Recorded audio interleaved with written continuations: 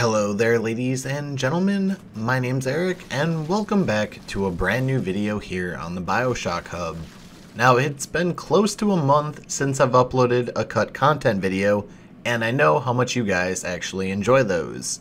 For those of you who are new to the channel, I have a series where I deep dive into the cut or removed content from the Bioshock series, such as characters, levels, etc., and I share them with you guys. So, in today's video, we're going to be looking at 10 more cut or removed characters from the Bioshock franchise.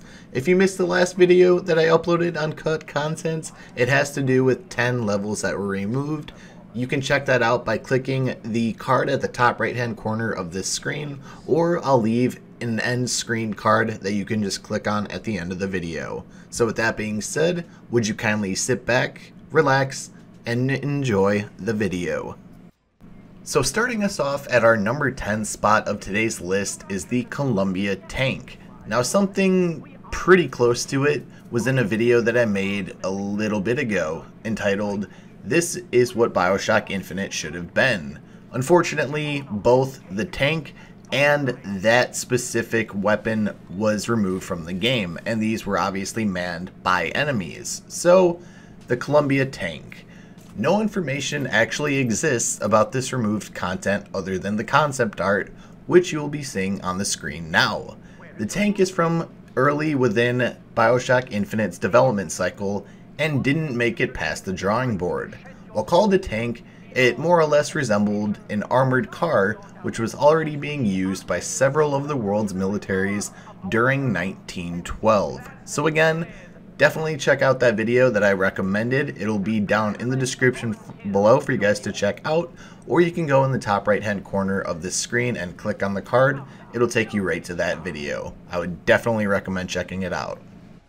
Now, in at the number 9 slot is something that actually amazes me, because this is one of the few things that I didn't know about Bioshock Infinite, and that was that there was supposed to be a little sister counterpart. So, very early concept art by Rob Waters, which you'll see on the screen right now, and Jorge Lacara reveal that there was an idea to introduce a Colombian version of the Little Sisters from Rapture. The concepts were made in a dark European Art Nouveau style, or Rapture in the Sky, phase in the game, before the finalized style was chosen. It is unknown if they actually intended for the Little Sister counterparts to appear, or if the artists were just basically screwing around and creating concepts due to it being a Bioshock game.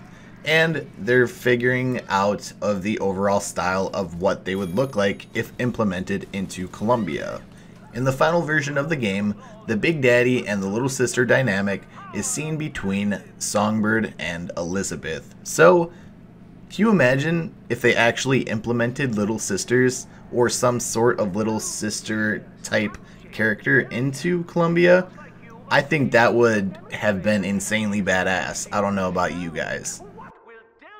Coming in at our number 8 spot in today's list is Bill McDonough. Now, I do realize his dead bodies in the game as well as some audio diaries, but if you read the actual Rapture book or just knew anything about Andrew Ryan's inner circle, Bill McDonough was essentially Andrew Ryan's right-hand man.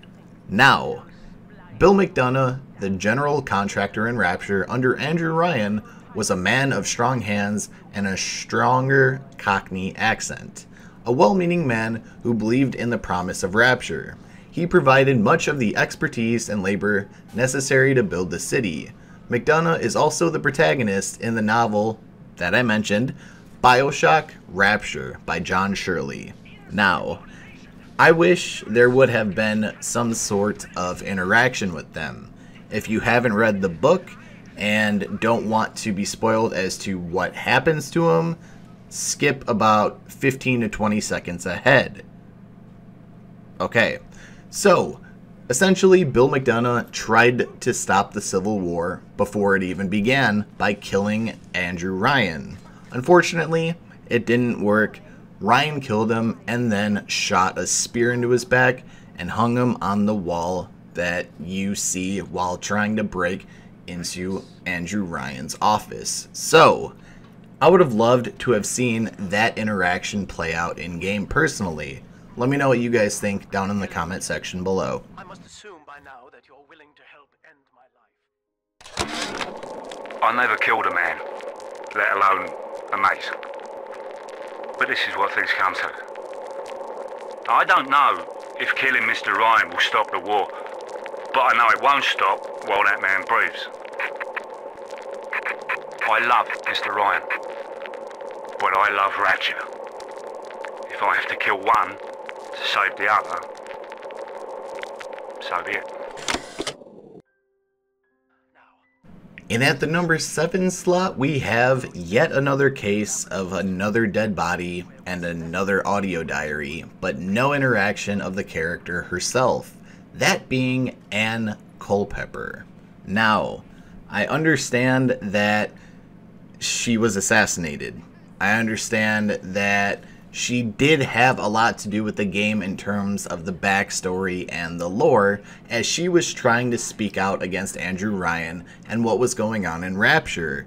Meanwhile, Sander Cohen was essentially a puppet of Andrew Ryan, spewing out musicals that Andrew Ryan wanted the public to hear, whereas Ann Culpepper did the opposite.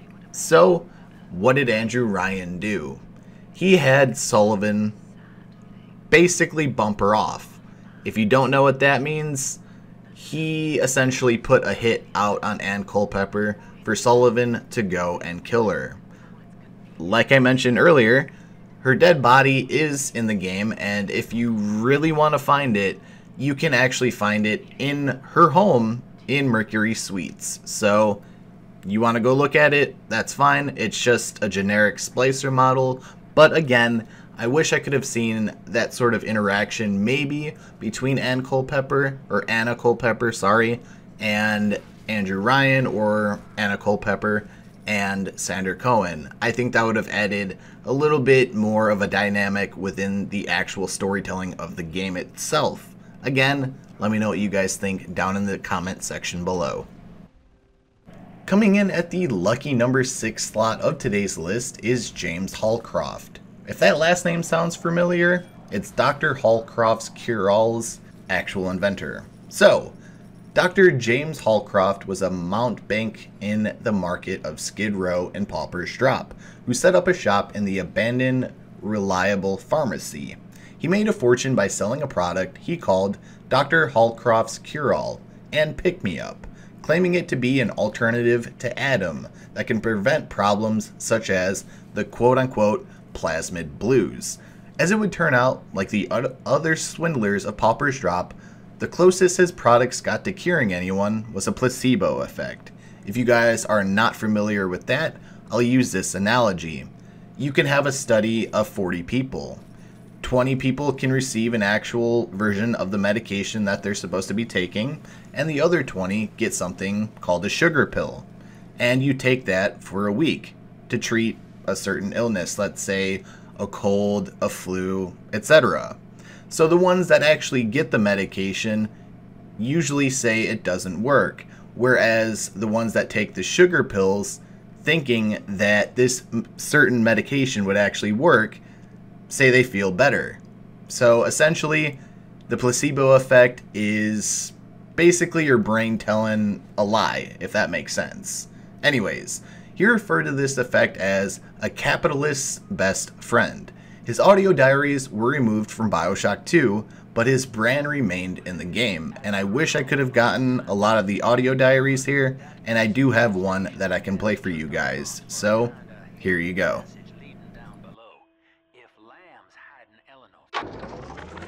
10 gallons of desalinized seawater, $1.85. 50 pounds of remnants from Fontaine's fisheries, $10.50. $20 in change for a gross of Sinclair's wholesale hypos. 2 ounces of pure Adam, that's $45 to Ryan. Put them together and what do you get?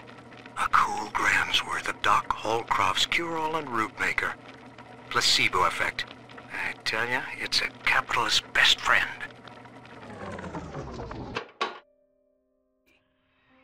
Next up on our number 5 spot, we have Thorogood Hudson. Thorogood Hudson was a citizen of Rapture who worked at the El Dorado Lounge serving drinks. He made a lot of money working as a bartender, thanks to the large amount of visitors to the park, but that didn't mean he was above asking for a raise. His quick thinking enabled him to defuse an uncomfortable situation that developed in the restaurant. He was one of the characters that was ultimately removed from Bioshock 2 during its development, and there is actually an audio diary from him that remained in the game. However, it has no audio whatsoever, and the only reason why the audio diary was still in the game was because of data miners actually going in and finding the files. If you guys want to read what that audio diary would have said, I'll put it up on the screen now.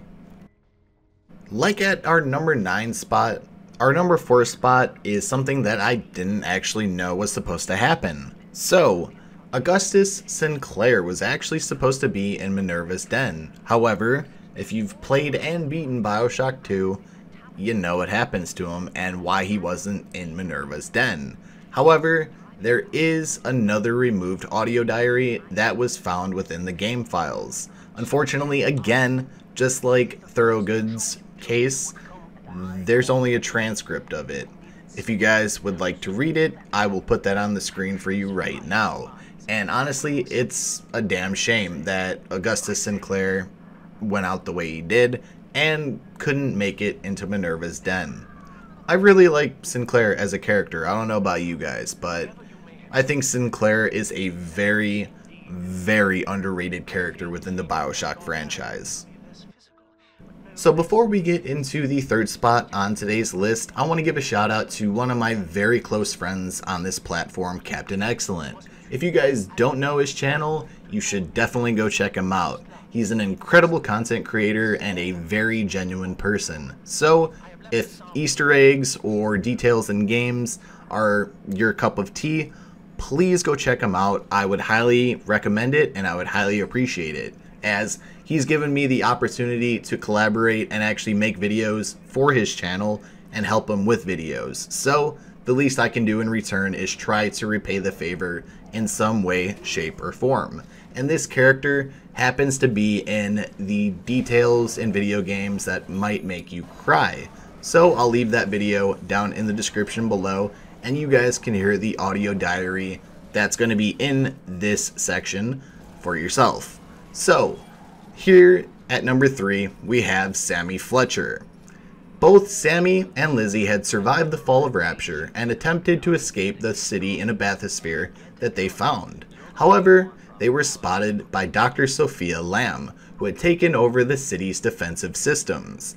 Not wanting them to escape and risk revealing Rapture's existence to the world, she fired a torpedo at them. In the midst of their getaway, the pair were recording an audio diary. Again, go check out his video, you can listen to it for yourself, which captured the horrible moment that the missile hit its target and you can hear them drown to death. So it's a very unfortunate death. It is a very, very sad moment in the game, and it's nothing to do with the main game itself. And that's what's amazing about it. You can explore, you can find stuff like this in video games, and it's actually a very depressing detail that you can find. So again, thank you to Captain Excellent for all that you do for my channel as well as YouTube as a whole. Go check him out. Link will be down in the description along with the video that I mentioned. And now we dwindle down to the final 2 spots of our list today. In at the number 2 spot we have Sammy G. Sammy G was one of the many followers of Frank Fontaine in Rapture.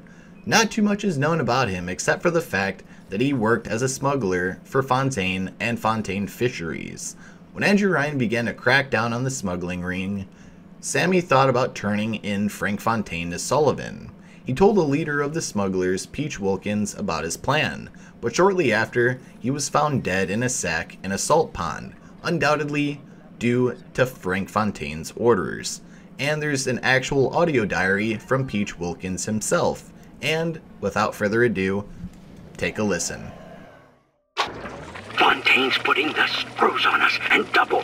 He's squeezing us out of 80 points of our cut with the threat of turning us into Ryan if we don't play ball. Son of a bitch.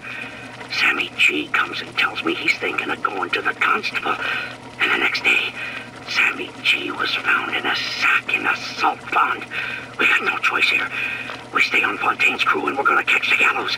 We take the powder, and we end up like Sammy G. Oh, there's gotta be another way. And topping off today's list at the #1 spot is Lita, and this is a little sister. She might look familiar due to the screenshot that you're about to see on the screen now. Lita is a Rapture-born young girl who has turned into a little sister. She was used by Dr. Suchong as a test subject for the bonding of big daddies and little sisters. And obviously, you know this scene from Burial at Sea episode 2 if you've played it. Anyways, Elizabeth encounters Lita and another little sister, Masha Lutz, at Dr. Suchong's free clinic in Artemis Suites next to the dying bouncer type Big Daddy. Both of the girls are terrified of the Big Daddy, but Elizabeth needs to get the Big Daddy to move and get out of the way of the door so she can go through it. But obviously, Big Daddies need Adam to heal. After the girls begin to feel sorry for the Big Daddy, Lita drains some Adam from Marcia and gives it to the Big Daddy so it recovers and Elizabeth can move on. The pair, along with their Big Daddy, walk through the clinic to find Dr. Suchong and tell him about what they did, only to irritate him. And the rest is history. Suchong ends up with a drill straight to the back, through his desk, and you pick up the audio diary, and then you feel good about what happened. And that was for making Jack kill his puppy. Suchong, you are one sick bastard. And I'm glad that Big Daddy got you, sir. You definitely deserved it. So ladies and gentlemen, that's going to conclude today's video. If you enjoyed it, let me know down in the comment section below. And also, if you want to see any other lists or see another list like this, please let me know down in the comments as well. If you guys are new here and enjoy the content and want to join the Rapture family or see the Rapture family grow, would you kindly hit that subscribe button, turn on notifications to never miss a video or a live stream, and feel free to share the video with some family, some friends, or on a social media platform of your choice. About 67% of the people that watch my videos aren't subscribed, so if you are one of them, would you kindly hit that subscribe button? It would mean a lot to me, and I would be very thankful if you did so. Also, if you want to follow me on my social medias or stay up to date with me or anything like that, my social medias will be down in the description, like my Twitter, my Instagram, also my SoundCloud for my podcast that I will be doing within the next week to week and a half if you guys are interested in checking that out. Also, if you want to join my Discord server, it's down there too. Anyways, thank you all for watching. I hope you enjoyed the video, and with that being said, I will talk to you all in the next one. Take care, everybody.